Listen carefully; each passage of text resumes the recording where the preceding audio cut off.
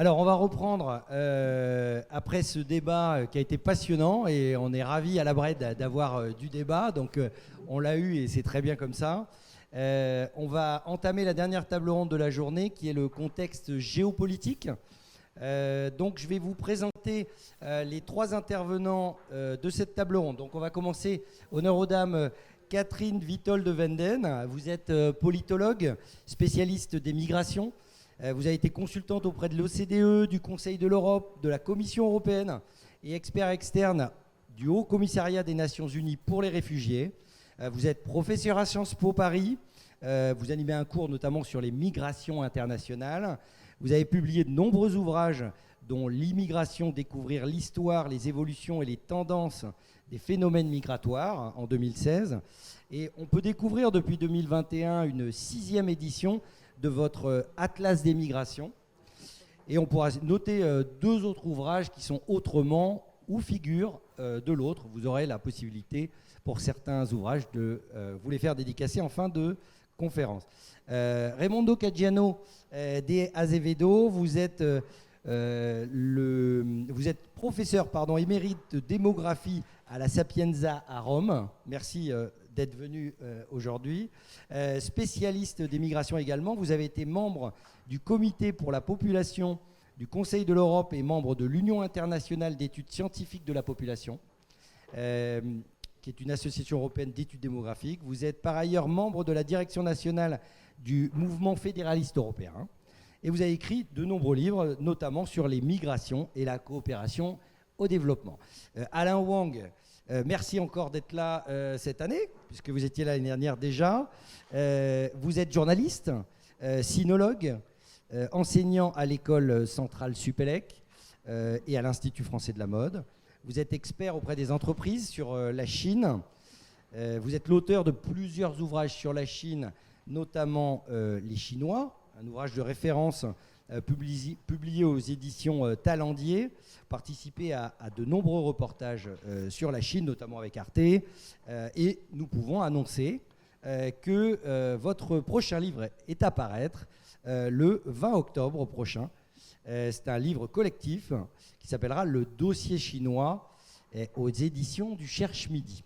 Alors Catherine Witold de Wenden, j'ai envie de commencer ensemble avec cette question, le réchauffement climatique.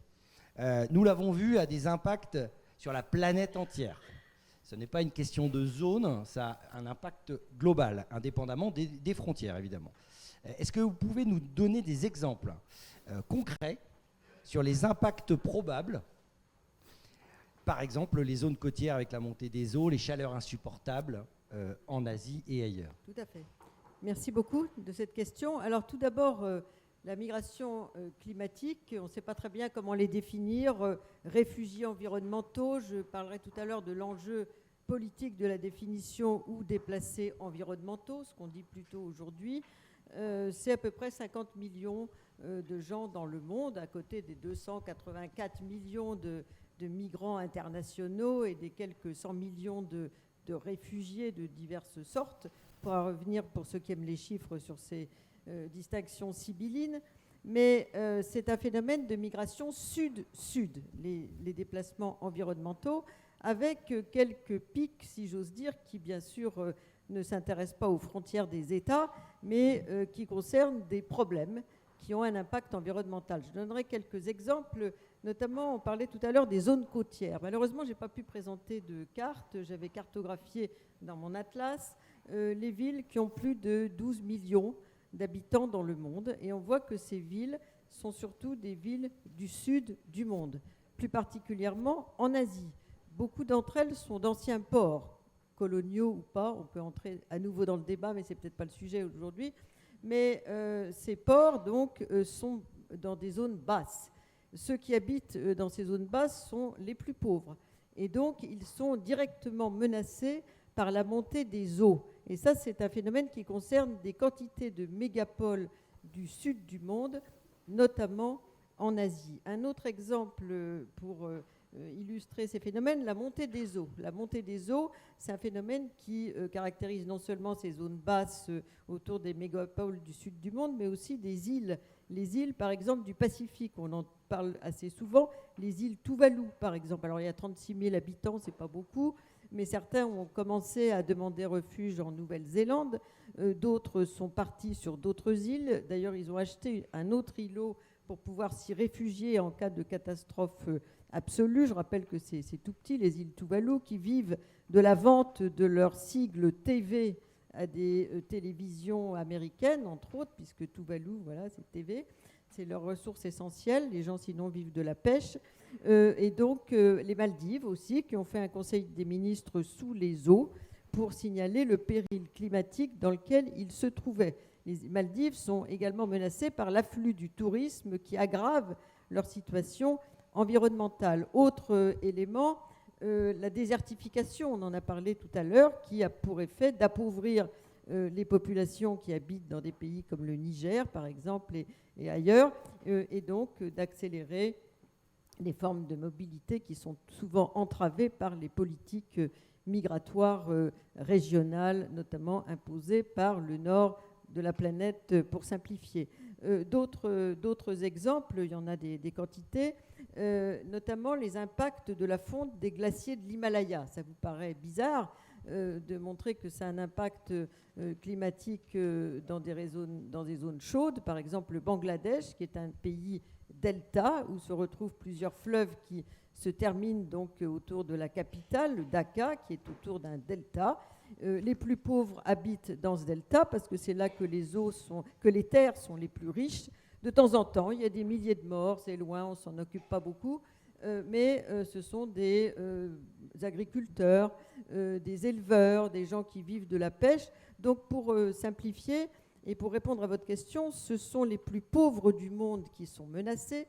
Ce sont des gens qui traversent rarement les frontières, sauf quand c'est vraiment des catastrophes imminentes.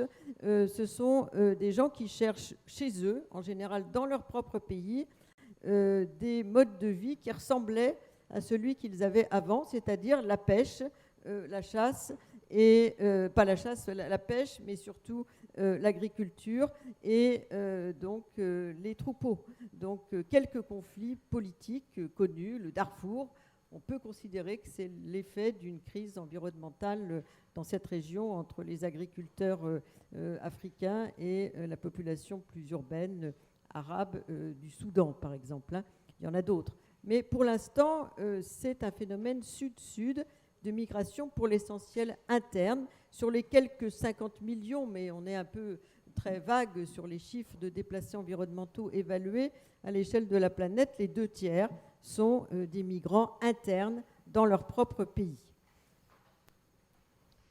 Oui, alors, Raimondo Caggiano, on vient d'en parler, hein, des déplacés et des réfugiés environnementaux, hein, c'est comme ça qu'on évoque le sujet aujourd'hui, des migrations de population évoquées par le GIEC notamment, mais pas que, aussi l'OIM, l'Organisation internationale des migrations.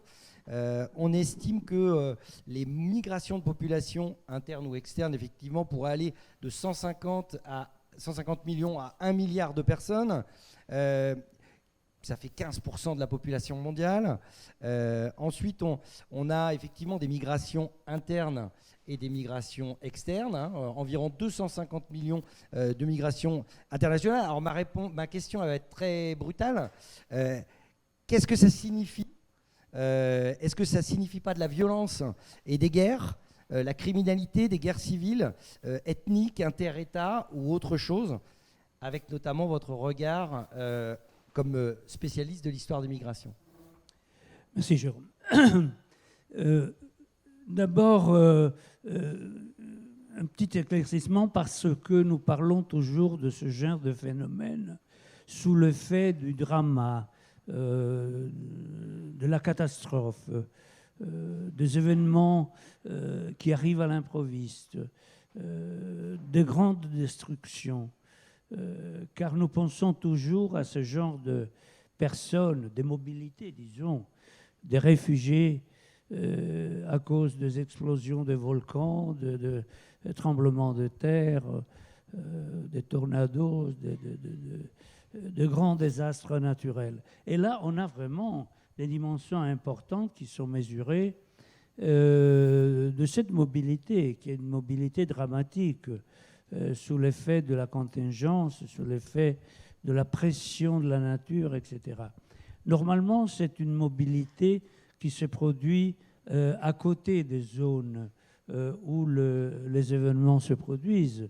Rien n'empêche de les classer comme forme de migration, comme forme de réfugiés, comme personnes qui cherchent, qui demandent de la protection, souvent l'habitation, toujours le travail, parfois la survivance. On a un nombre incroyable d'exemples, et ceci pendant toute l'humanité, pendant toute l'histoire de l'humanité. Donc c'est quelque chose qui nous frappe pour la gravité de la question. Normalement, les chiffres ne sont pas terribles en soi, mais sont dramatiques, et ce sont des choses qui se répètent.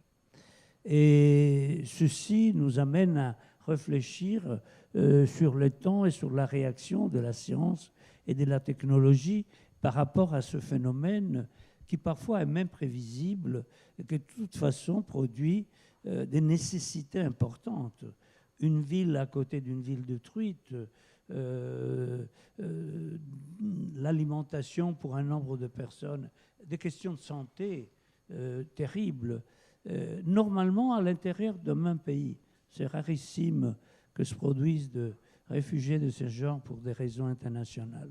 Mais cette même question est toujours dans l'histoire de l'humanité, sont aussi de mouvements de personnes programmés, voulus, planifiés, car on décide, pour être très simple, d'abandonner un certain territoire pour passer dans un autre territoire et chercher dans le nouveau territoire, normalement, la qualité de la vie et normalement le travail qu'on a dû abandonner dans le précédent. Et dans ce cas-là, il y a énormément d'exemples. Les chiffres sont celles que vous avez mentionnées, je ne le répète pas, ce sont des chiffres très importants, mais il faut penser qu'ils ne sont pas des tragédies produites par la nature, comme on dit aujourd'hui, par des désastres. Ce sont des phénomènes qui se produisent dans le temps.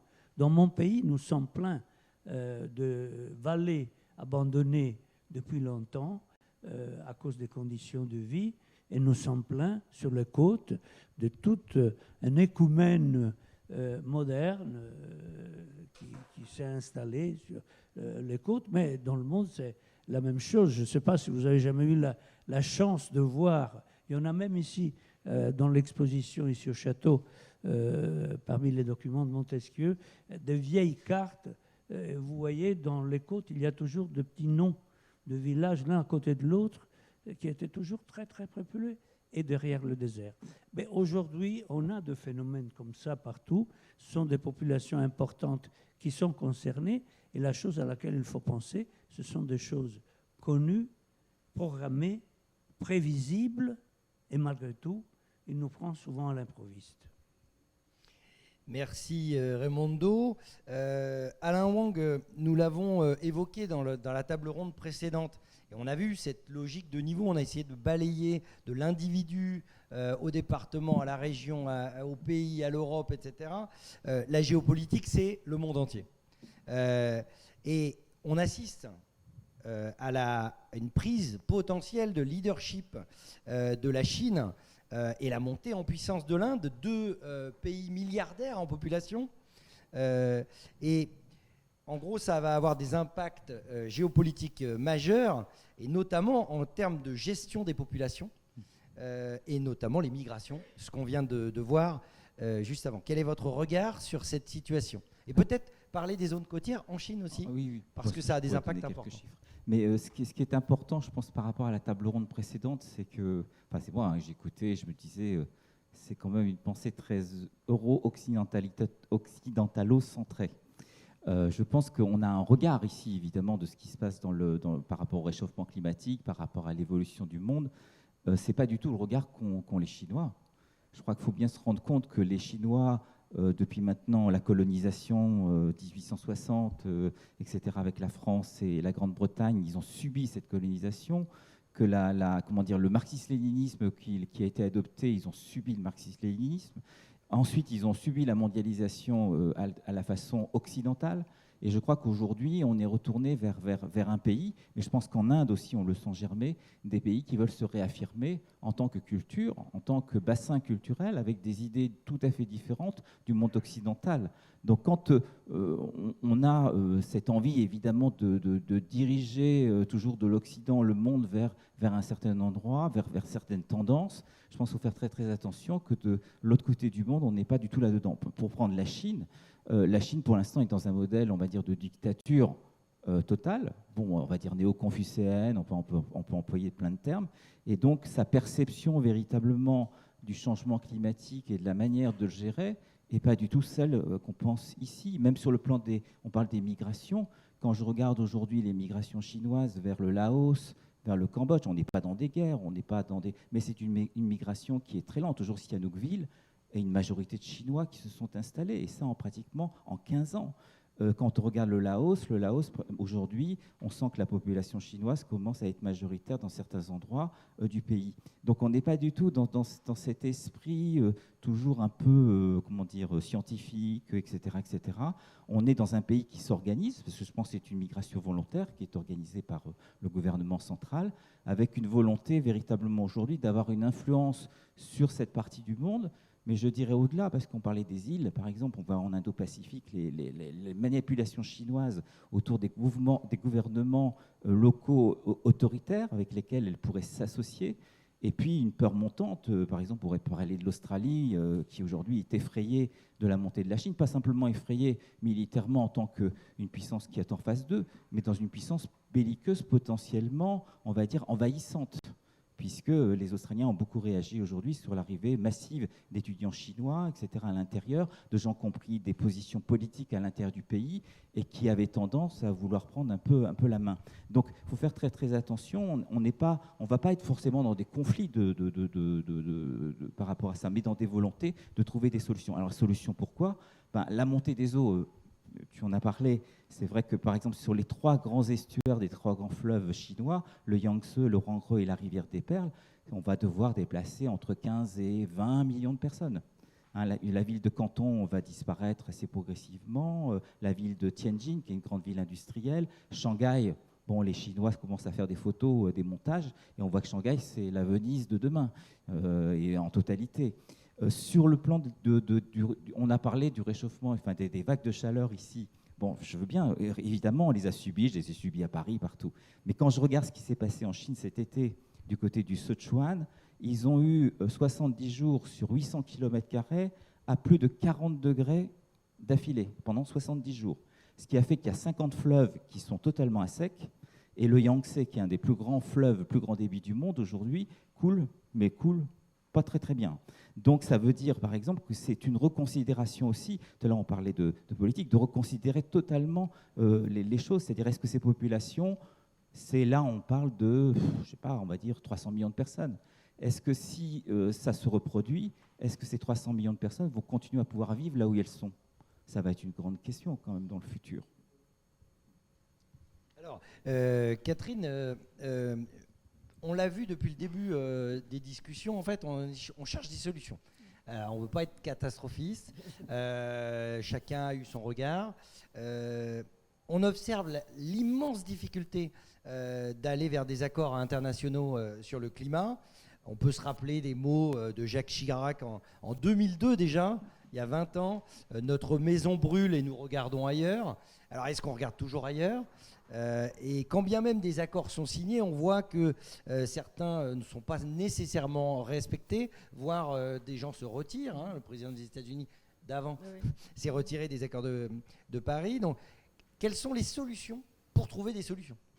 Alors, il y a des solutions qui ont été proposées. Déjà, la maison brûle, mais les gens regardent lentement là où ils sont. Ça, c'est la première chose qu'on peut constater sur le plan international, parce que la première fois qu'on commence à parler des déplacés environnementaux, c'est en termes de gouvernance mondiale, c'est dans le Forum mondial migration et développement qui a eu lieu au Mexique, à Puerto Vallarta, en 2010.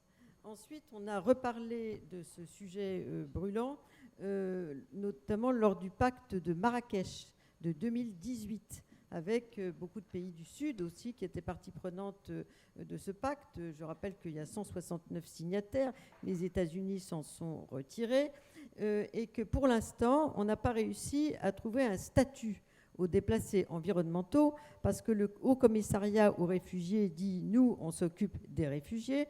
Les réfugiés sont définis par la Convention de Genève de 1951, qui a à peu près 150 signataires à l'échelle mondiale, mais le réfugié correspond à une définition très précise qui est fondée sur la perte de nationalité, qui était la première interprétation depuis la création jusqu'aux années 70. En gros, le fait qu'on avait perdu l'identification à un pays suite à une crise politique très grave, mais aussi au fait d'être persécuté ou d'avoir une crainte fondée de persécution. Donc, comme les déplacés environnementaux ne sont pas considérés comme ayant une crainte fondée de persécution, ils n'ont pas de statut. À Genève, il y a eu un petit groupe de juristes qui s'était réuni en 2011, qui s'appelle l'initiative Nansen, en référence au statut Nansen des réfugiés de 1922, et qui n'a pas réussi à faire un accord. Et la réponse a été la plus catastrophique pour moi qui soit, parce que la plus inégalitaire, c'est-à-dire les choses vont se régler à l'échelon régional. Imaginez le statut des gens qui vivent sur les îles Eligen, ça vous a peut-être échappé là où elles sont, entre l'Allemagne et le Danemark. C'est un bout d'Europe qui est parti dans l'océan Atlantique au Moyen-Âge, donc il y a très très peu de gens, hein. Ils sont très très fortement aidés avec des digues, etc. Et puis celui qui est au Niger, qui est frappé par la désertification. Si on a un statut régional, le bénéfice de ces statuts régionaux sera très inégalitaire à l'échelle mondiale. Donc pour l'instant, on n'a aucune réponse juridique, sauf si, mais ça commence à faire une minuscule jurisprudence, les gens qui quittent leur pays peuvent faire la preuve, ce qui est très difficile, que leur État ne fait rien pour lutter contre la catastrophe environnementale annoncée. On a très très peu de réponses positives dans ce sens-là. Donc une prise de conscience très tardive, une inscription également tardive dans toutes les rencontres internationales concernant les migrants, et d'autre part des réponses, disons, très floues et notamment régionales sur un sujet qui est mondial. Donc ça, c'est une caractéristique de l'absence de gouvernance internationale de cette question. Alors Raimondo, je crois que vous vouliez compléter. Oui, je continue volontiers sur le raisonnement de Catherine, car nous avons un exemple très important dans la pandémie, dans la Covid. Tout au début de la pandémie, on ne savait jamais qui devait faire quoi. Je ne sais pas si en France c'était la même chose, chez nous c'était comme ça. Si c'était le médecin, si c'était la commune, la pharmacie, le gouvernement.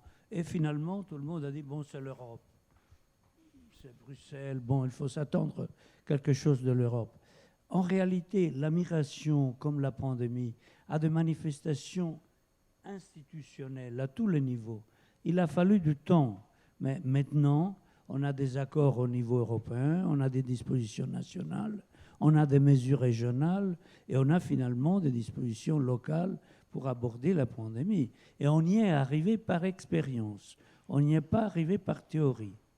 Et ceci, malgré la théorie de la gouvernance de phénomènes comme ceci existe et est typiquement européenne, et celle de la subsidiarité. On en a parlé hier d'ailleurs ici à la Brette. Nous avons besoin de la dimension européenne, nous avons besoin de la dimension nationale, nous avons besoin de la dimension régionale. Et la migration touche tous ces niveaux, touche le niveau de Lampedusa, touche le niveau de la région, touche le niveau de la nation et touche finalement le niveau européen. Si vous imaginez la solution, c'est facile à imaginer, c'est difficile à pratiquer. Si nous avions une table virtuelle, aujourd'hui on vit dans le virtuel, présidée par Jérôme, où il y avait des représentants de l'Assemblée des Nations Unies, du Parlement européen, de la Commission européenne, des gouvernements nationaux, des régions et des communes et des communautés locales, disons une 500-600 personnes qui devaient disposer quelles seraient les responsabilités aux différents niveaux en matière de pandémie ou en matière de migration, il y en aurait pour tout le monde. Et si les résultats étaient factices, étaient négociés, étaient le résultat d'un débat à la fin duquel il y avait un accord, l'accord sur l'immigration, on aurait la législation nécessaire. Qu'est-ce que nous avons en Europe? Comme on dit chez nous, la tâche de léopard. Nous avons quelques fragments de ce système ici ou là, mais on n'a pas le système. Alors pour la pandémie, on a été obligé de l'avoir. Et on y est arrivé plus ou moins. Et si la pandémie se répète sous forme différente, espérons que non, on aurait déjà une connaissance même technique, méthodologique, etc. Dans l'immigration, on est toujours à l'improviste, on est toujours face à la réaction à quelques accidents de frontière, à quelques bateaux qui coulent, à quelques phénomènes prévisibles parce qu'on n'a pas abordé avec la gouvernance nécessaire que nous connaissons du point de vue institutionnel, mais que nous n'avons pas été capables de mettre sur place. Alors sur la Covid, on a vu que c'était surtout, c'est venu de Chine, c'est la Chine qui a un peu initié l'ensemble du mouvement. Sur la gouvernance, peut-être Alain Oui, ça c'est assez intéressant de voir ce qui s'est passé en Europe sur le plan de la gouvernance, on va dire dans les pays occidentaux.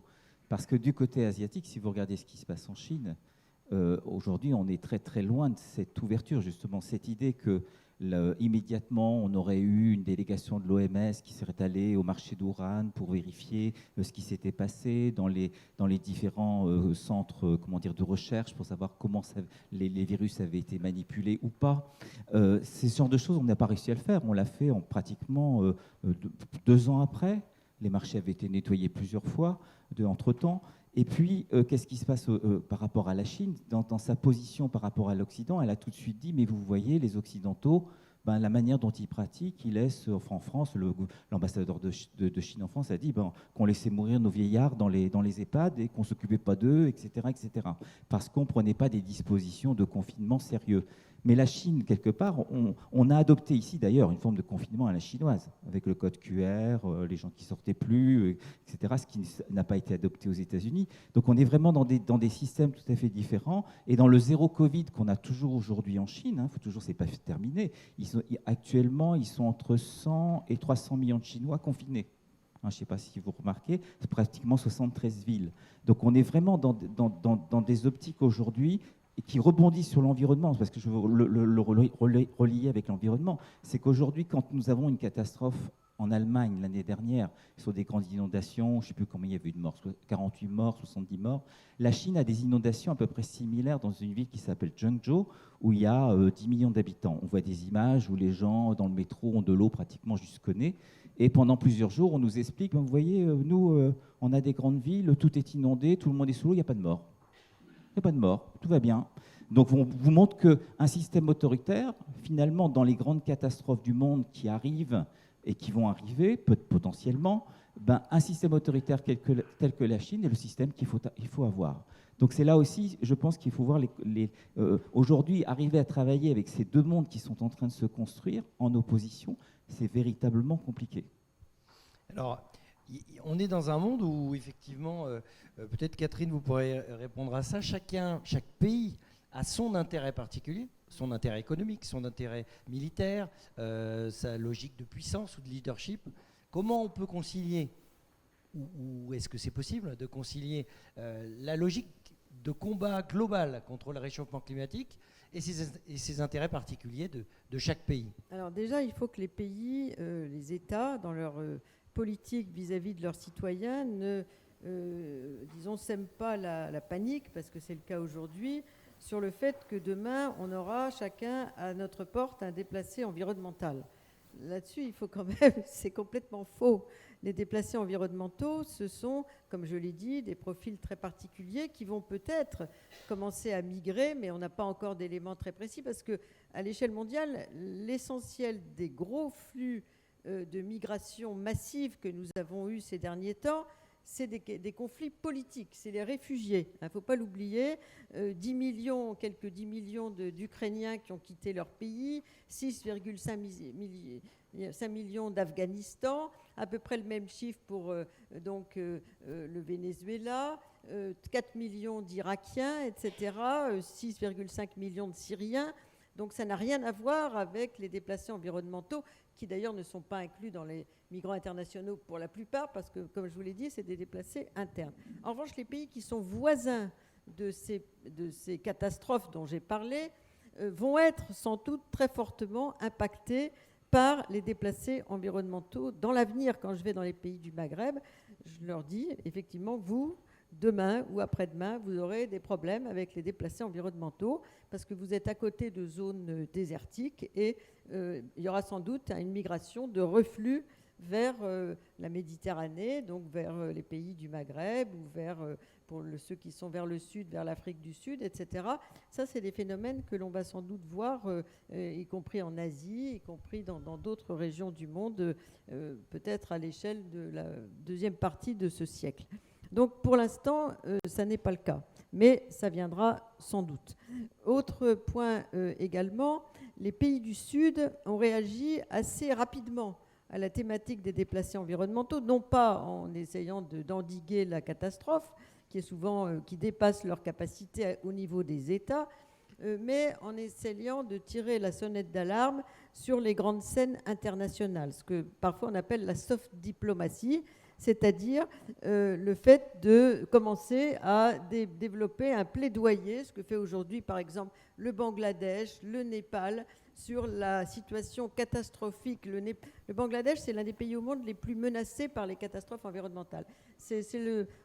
En termes de richesse, puisqu'on parlait tout à l'heure de la richesse, selon nos anciens modes de comptage, il est situé au 193e niveau parmi les 195 ou 196 pays du monde. Donc il est très très très mal situé, le Bangladesh. C'est le pays le plus menacé par les déplacés environnementaux parce que, comme je vous ai dit, c'est un pays delta. Sauf qu'ils sont très actifs sur la scène internationale. Ils se sont constitués des experts pour défendre leur cause à l'Assemblée générale des Nations unies, dans tous les sommets où on parle de ces questions. Pareil pour le Népal. Pendant très longtemps, on entendait peu parler du Népal sur la scène internationale. Et maintenant, on parle du Népal parce qu'ils sont menacés par la fonte de certains glaciers de l'Himalaya. Donc, ces pays commencent à se faire entendre sur la question, ce qui est un progrès puisque ça permet d'entendre la voix d'États du Sud sur cette question, mais bien sûr, l'État est incapable, au niveau d'un seul État, de régler cette question, même pour les pays européens ou pour d'autres pays riches du monde, ce n'est pas possible. Mais alors, le GIEC a fait, selon un de mes étudiants, qui est très connu sur la thématique des déplacés environnementaux, qui est François Gemène, le GIEC a dit, à juste titre, les questions environnementales dépassent les frontières, ce sont des phénomènes régionaux. Les types de catastrophes environnementales sont différentes à l'échelle mondiale. J'en ai fait dans mon atlas une énonciation, mais en fait, c'est un phénomène régional, effectivement. Donc, le GIEC a dit il faut que la réponse soit régionale. Mais la réponse régionale, ça crée des inégalités entre le nord et le sud du monde colossales en termes de protection. Ça, c'est très clair.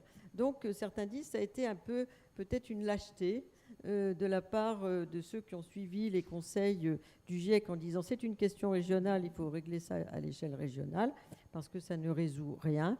Et tant qu'on n'aura pas une prise en charge globale de cette question avec des formes de décision qui ressemblent à ce qu'on appelle la gouvernance, avec des quantités d'acteurs, pas seulement les États, mais également des associations, des ONG, des grandes organisations internationales, etc., etc.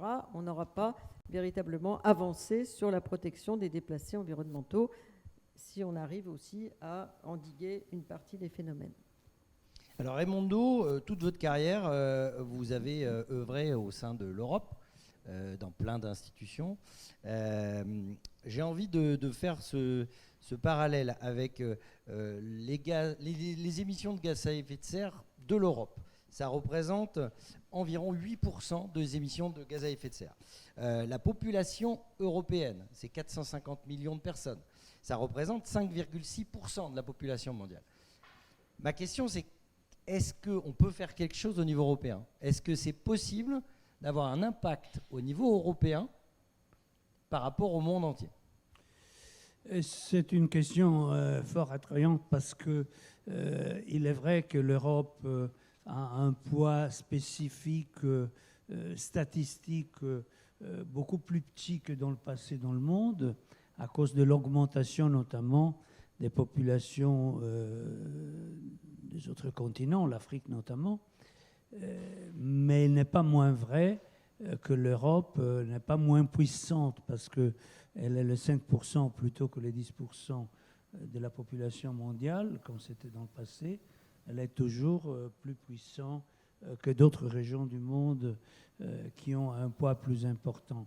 Donc nous pouvons bien sûr faire, et on le fait déjà, des efforts du point de vue technologique pour améliorer notre contribution à la réduction de l'effet de serre. Mais ce qu'on peut faire, c'est de voir s'il y a la possibilité, comme venait de le dire Catherine, d'avoir une influence en tant qu'Europe sur le système global. Normalement, si on fait l'examen de ce point, c'est la liste des faillites. Donc, ce n'est pas très confortant. Mais je veux, pour être optimiste en fin de soirée, montrer qu'il y a la possibilité de faire différemment et d'avoir des succès. Il y a eu un moment, puisque tout à l'heure, dans la session précédente, on a rappelé qu'en France, l'espérance de vie à la naissance est de 82 ans, ce qui est vrai, et qu'il y en a pas mal de peuples au monde qui n'arrivent pas, même pas de loin, à ces standards.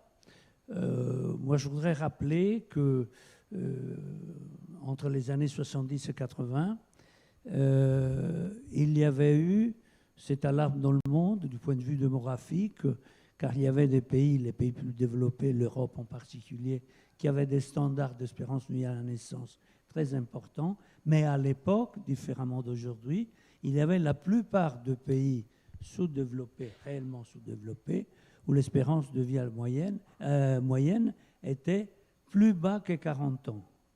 40 ans, espérance de vie à la naissance. Et ceci n'avait pas 1000 explications sociologiques. Il n'y avait que la mortalité infantile qui faisait vraiment le désastre démographique dans ces populations-là. Je vous fais grâce de données, parce qu'elles sont impressionnantes, les données sur la mortalité infantile en Afrique et en Asie à cette époque-là.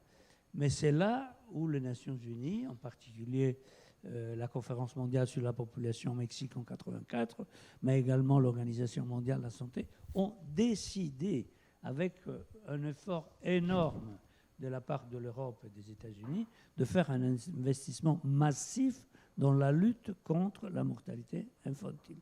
Dans l'espace des 10 ans, on a obtenu des résultats importants, très importants, dans un terrain comme la démographie, où le changement se mesure en siècles, ne se mesure pas en années ou en semaines. Ce sont dans la longue durée. Et donc, 10 ans plus tard, à la conférence suivante, il n'y avait plus de pays au-dessous de 50 ans.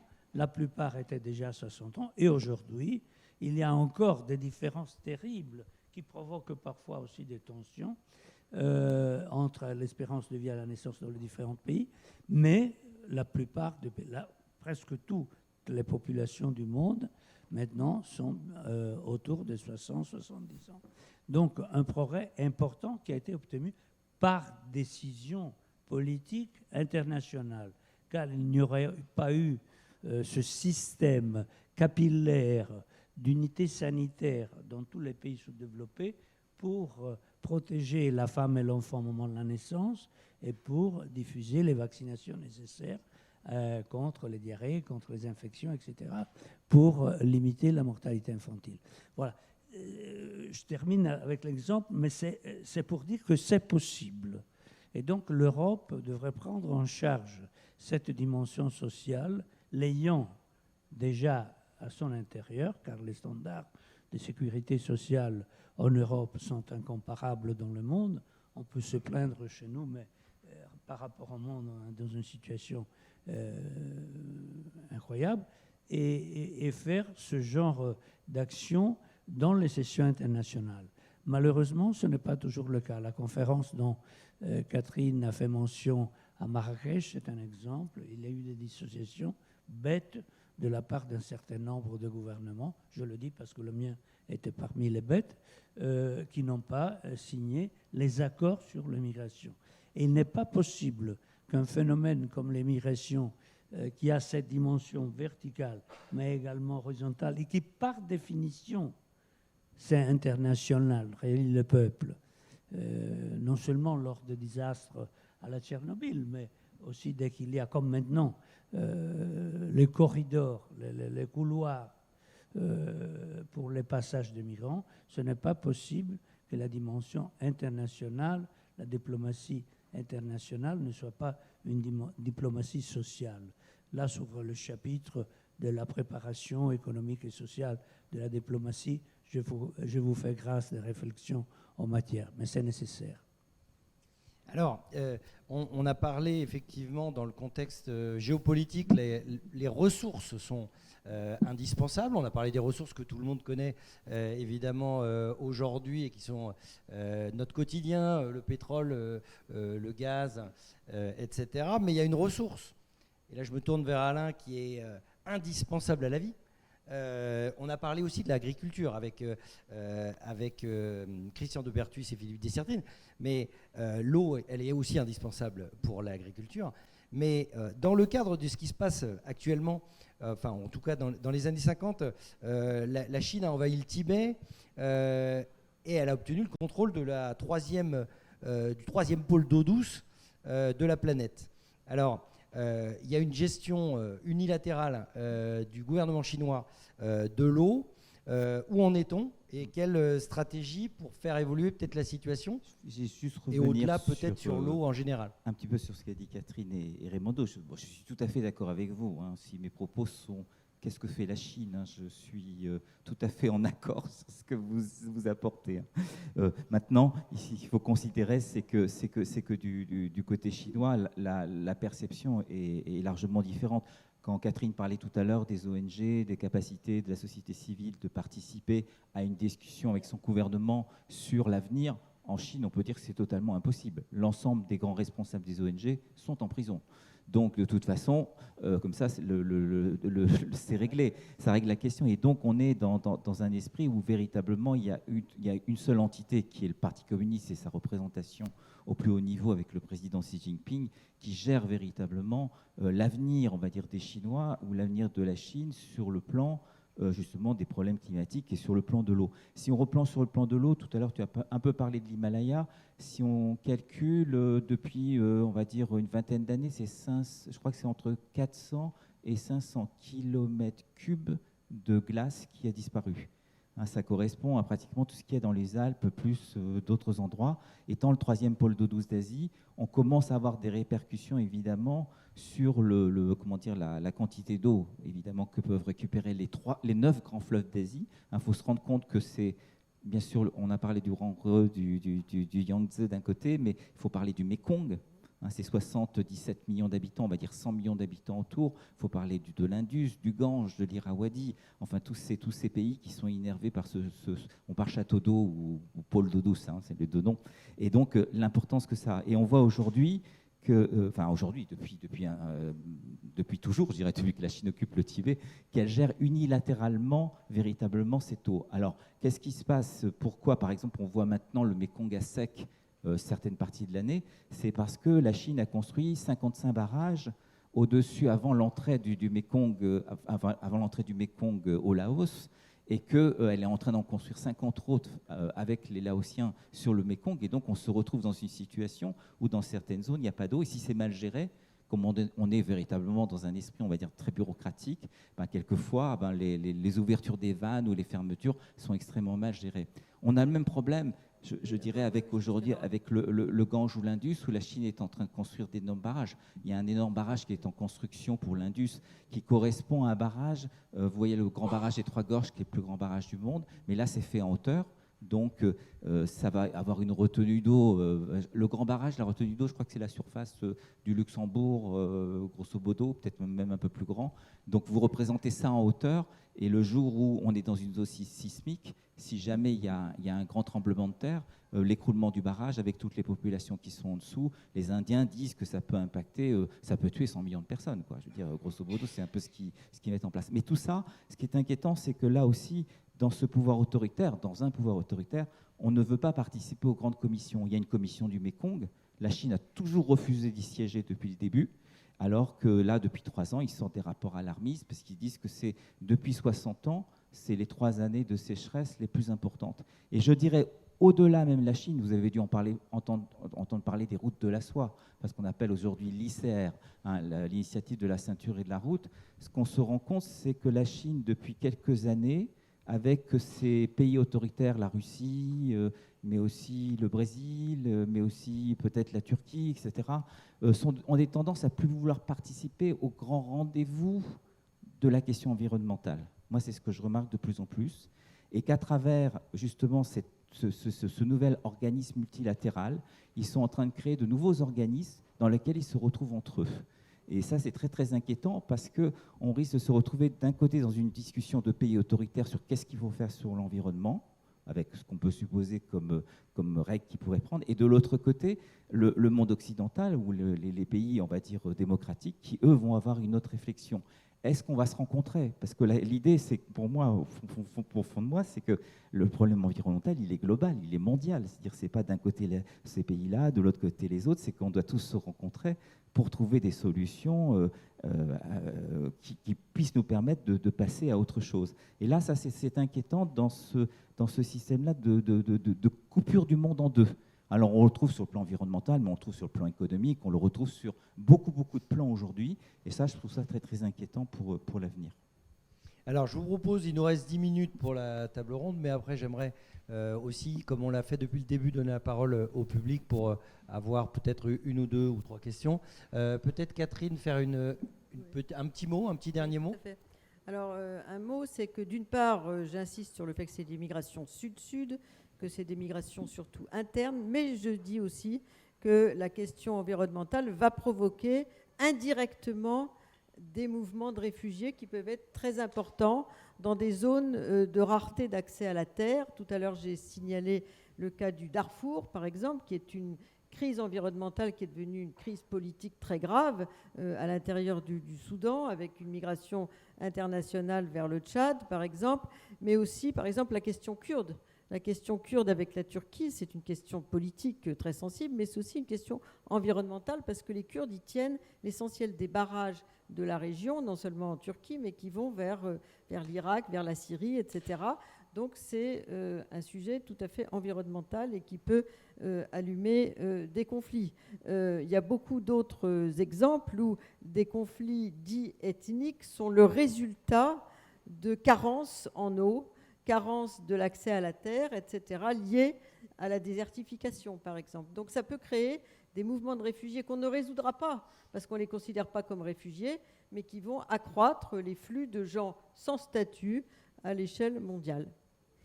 Raimondo, on a commencé par Montesquieu, les tables rondes hier, et vous aviez envie de finir par Montesquieu. Mais oui, parce que j'ai été frappé en arrivant ici par cette sorte de question parallèle qui revient chaque 100 ans dans le débat mondial, qui est la question démographique. Il y a 300 ans, plus ou moins, Montesquieu était en train de réfléchir ici, dans ce cadre, avec cette air, ce vent, etc., sur le dépeuplement. C'était une crise de l'humanité, il l'appela à l'époque. On en trouve des évidences importantes dans les lettres persanes, avec toutes des considérations qui sont les mêmes d'aujourd'hui, d'ordre religieux, d'ordre politique, d'ordre social, économique et surtout militaire. Et quelques kilomètres plus à l'ouest, dans l'Angleterre que nous voyons en deuil ces jours-ci, il y avait un autre monsieur qui était important, c'était le révérend Malthus, qui était en train de faire l'exercice opposé, c'est-à-dire se préoccuper de la surpopulation comme tragédie de l'humanité qui aurait été à l'origine de guerres, de famines, de caresties, sans l'intervention d'un contrôle douce mais volontaire de l'homme, de la femme, de la famille, de la société, pour prévenir les naissances. Donc la dépopulation d'une part, la surpopulation de l'autre, à la même époque, par la plume de grandes personnes.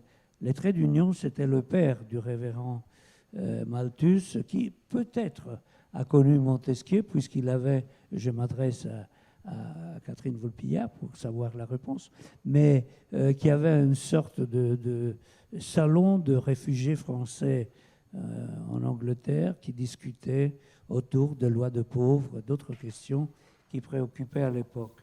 Et donc d'être venu ici pour me retrouver confronté avec les questions démographiques m'a excité ce souvenir historique qui s'est reproduit au XIXe siècle avec les généraux français qui protestaient avec leur gouvernement car ils disaient, je cite, qu'on perd une brigade par an, fermez la citation, à cause du différentiel de fécondité avec la Prusse, c'était le problème. Et finalement, le siècle suivant, le Club de Rome, avec toutes les histoires du Club de Rome que peut-être vous connaissez et bon, que peut-être je pourrais vous raconter une autre fois.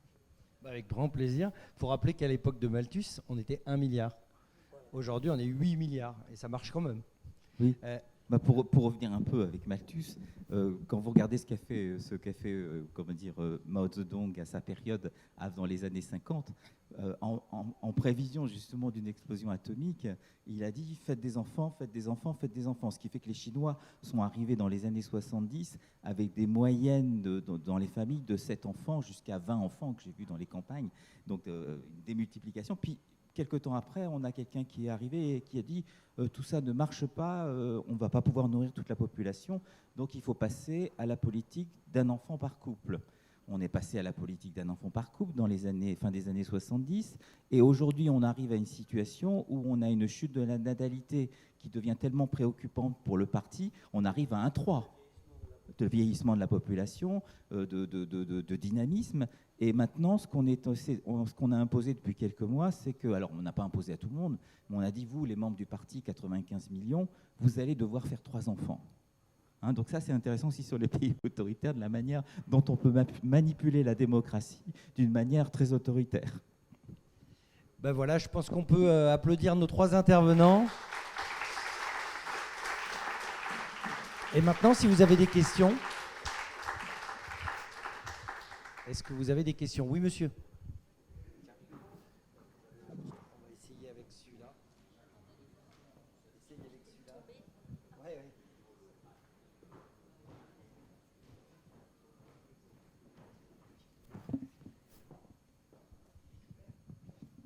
Oui, toutes ces réflexions sont fort intéressantes, mais je crains fort que, comme d'habitude, ça ne change pas grand-chose. Et disons, notre pays, comme quelques autres, est une démocratie très monarchique. Ce que j'ai pu constater pendant les 10 à 15 ans où j'ai travaillé au niveau national en tant que responsable d'une fédération associative. Et c'est là d'ailleurs que j'avais rencontré M. Seguin ici même et qu'on avait été surpris de constater qu'on se connaissait, qu'on avait travaillé ensemble. Notre président a un magnifique château, l'Élysée. Il a une résidence en banlieue pour les week-ends et un château en Méditerranée. Alors qu'en Allemagne, la présidente vit dans ses appartements et fait elle-même son marché. Quelle est la question, s'il vous plaît, monsieur? J'arrête. Cela se reproduit à tous les niveaux. Pourquoi notre président de la République, après une vie de 5 ans avec un pouvoir extraordinaire, pourquoi a-t-il réussi à s'accorder un statut supplémentaire qui coûte très cher à l'État et qui ne sert pas à grand-chose, avec des secrétariats... Je suis désolé, monsieur, mais la question n'a rien à voir avec le débat. Donc on va prendre une autre question, s'il vous plaît, madame. Ça n'a aucun rapport avec le débat, monsieur, excusez-moi. Quand même. On parle du climat, on ne parle pas de gouvernance française. Très bien. Vous prouvez que si, justement. Allez-y, monsieur. Oui, moi j'ai une question pour monsieur Wang. Que peut-on espérer? Y a-t-il une petite lueur pour le 16 octobre? Qu'est-ce qu'on peut espérer pour le 20e congrès du parti, la potentielle troisième mandat du président qui ne devrait pas exister? Pour l'instant, je suis un peu comme tout le monde, je suis hésitant, je ne suis pas sûr qu'il réussisse, mais je ne suis pas sûr qu'il ne réussisse pas non plus. Alors ça, c'est une réponse très chinoise, étant donné que la difficulté, c'est que, je vous dirais, la majorité des commentateurs et des observateurs ne savent absolument pas du tout où en sont les négociations à l'intérieur même des personnalités et des clans importants du parti. Je crois que quelqu'un qui vous dit aujourd'hui, je suis sûr de ça, je pense, joue un peu au loto, il peut gagner, mais il peut perdre aussi. Madame.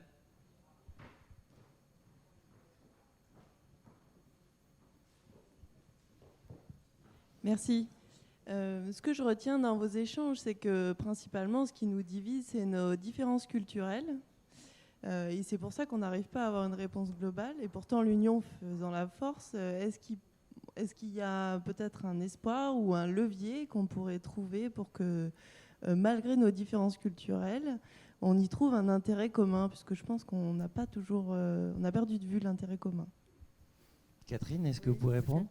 Globalement, sur les questions migratoires plus générales, pas seulement les déplacés environnementaux, le sud du monde est assez présent dans tous les sommets internationaux qui ont lieu depuis ces 20 dernières années, si j'ose dire, et ils ont pris un peu de notoriété avec leur fameuse diplomatie des migrations. Donc ils sont, quels que soient les régimes politiques, peut-être la Chine est un peu une exception, mais dans l'ensemble, le Sud est assez d'accord pour signer aussi, pour trouver un statut pour les déplacés environnementaux, pour donner un statut aux travailleurs migrants. Il y a une convention qui a été proposée par l'ONU à la signature. Pour l'instant, il n'y a que 54 pays signataires, tous du Sud, pour donner un statut aux travailleurs migrants. Les réfugiés en ont un, mais les travailleurs n'en ont pas. Or, l'essentiel des migrations à l'échelle mondiale, ce sont des travailleurs. Donc, il y a quand même un certain consensus qui se dessine pour, disons, donner plus de force institutionnelle, juridique à la question migratoire. Et le Sud est assez présent sur ce terrain-là. Je vous propose une dernière question, s'il y a quelqu'un, avant que notre maire conclue ses journées. Ou alors il conclut directement, s'il n'y a pas de questions. Ah, Monsieur Müller peut avoir une question aussi. Ma question, c'est de savoir si vous, mesdames et messieurs, vous avez apprécié ces 2 journées ici au château de la Brenne. Bon.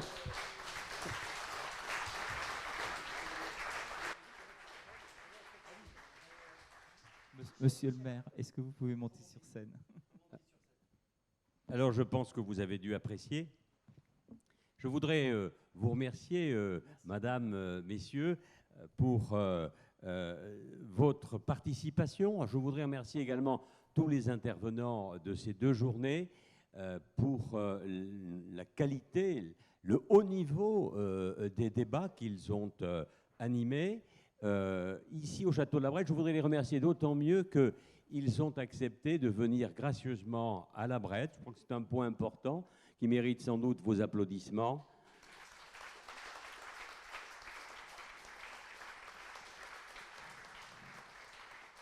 Nous sommes une collectivité modeste et nous n'aurions pas les moyens, évidemment, d'organiser des colloques qui nécessiteraient des budgets dépassant de très loin nos capacités financières.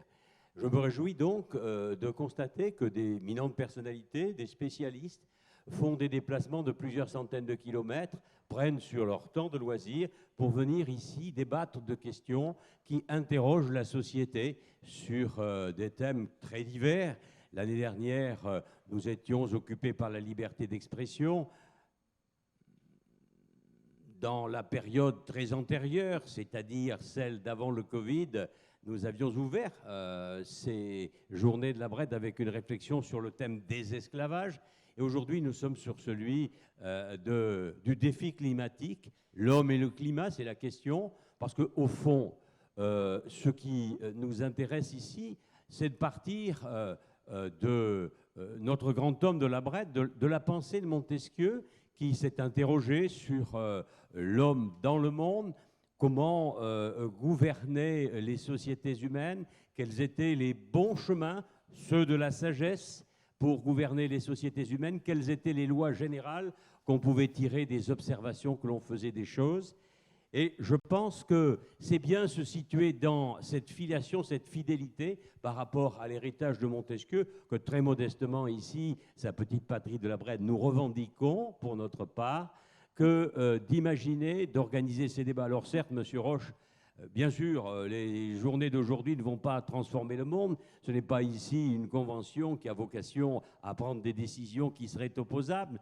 Mais sans doute, ce qui compte, c'est de faire évoluer la conscience de la société civile, c'est-à-dire de nous tous, sur un certain nombre de sujets. Et nous savons que plus cette conscience sera éveillée, plus peut-être la société politique, parce qu'elle y sera contrainte, réagira dans le sens qui est souhaitable, c'est-à-dire celui d'une saine réflexion sur l'intérêt général.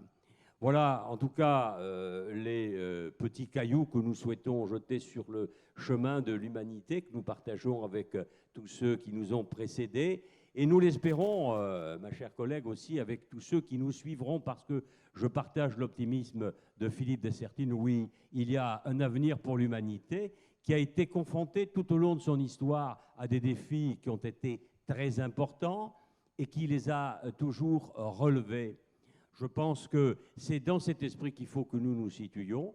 Ça suppose sans doute une élévation du niveau de nos conceptions des relations sociales, des relations humaines. Alors peut-être de ce point de vue, cher Monsieur Wang, il y a du chemin à faire avec la Chine, mais je pense que les Chinois seront capables de le faire eux-mêmes. En tout état de cause, au moment où même l'Europe est aujourd'hui déchirée par une guerre qu'il aurait imaginée l'année dernière, comment est-ce que dans ce continent le plus ancien pour nous, en tout cas, celui qui a réfléchi à celui qui a accouché de cette civilisation des Lumières, comment est-ce que dans ce monde-là, on a pu découvrir, il y a quelques mois, de nouvelles conflagrations qu'on ne pouvait pas imaginer. C'est dire à quel point il est important que la société civile se réveille pour faire que les sociétés politiques assument leurs responsabilités. C'est facile de le dire ici à la Brenne, car, cher Monsieur Roche, oui, nous sommes en démocratie, nous sommes dans un pays de liberté. C'est sûrement beaucoup plus compliqué de le faire à la veille du congrès du Parti communiste à Pékin, et c'est sans doute extrêmement difficile aussi de le faire à Moscou dans le contexte que nous connaissons aujourd'hui. Alors, félicitons-nous de pouvoir débattre, et je vous donne rendez-vous à l'année prochaine sur un autre sujet. Il n'est pas interdit que toutes celles et tous ceux qui auraient des idées à nous proposer le fassent.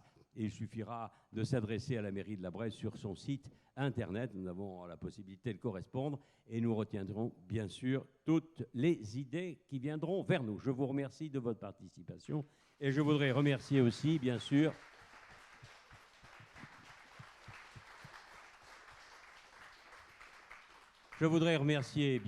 aussi à nouveau la Fondation de Chabannes, ma chère Catherine, qui nous accueille et sans laquelle ces journées ici au pied du château, naturellement, c'est une évidence, ne seraient pas possibles. Je voudrais la remercier aussi pour tout ce qu'elle fait pour ouvrir ce lieu au public le plus possible et de tout ce qu'elle fait aussi pour l'embellir, le restituer dans l'état qu'il mérite, c'est-à-dire celui qu'il a connu à l'époque de Montesquieu. Vous vous donnez la parole si vous le voulez. C'est un travail qui est exercé ici de manière quotidienne.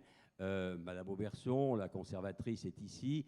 Elle représente la Fondation, elle fait vivre cette institution, mais il y a un conseil d'administration, tous bénévoles, qui sont là pour faire vivre ce monument historique ici, au cœur de notre pays. Donc je les remercie. Je remercie tous mes adjoints, mon cher Jérôme, ma chère Carole, tous ceux qui vous accompagnent et qui ont pensé ces journées, qui les ont organisées, qui les ont fait vivre, tous nos collaborateurs des services techniques, enfin bref, tous ceux qui ont pris une part à l'organisation et au succès de ces journées. Catherine, je vous donne le micro. Juste une Non, c'était Juste une seconde. Donc pour dire aussi de la part du président de la Fondation, José De Filiis, à quel point ces journées comptent pour nous, et pour remercier également Isabelle Auberson, qui est la cheville ouvrière et qui incarne ici la Fondation, et qui, grâce à son travail constant avec Jérôme, avec Carole, a pu faire vivre ces journées. Voilà, et c'est sur cet hommage à Isabelle Auberson que je voudrais terminer. Et comme toujours, nous allons clôturer cette journée en levant le verre de l'amitié. Il s'agira naturellement d'un verre de vin de Grave pour ceux qui le souhaitent. Je vous invite donc à vous rendre vers les petits chapiteaux qui sont un peu plus hauts.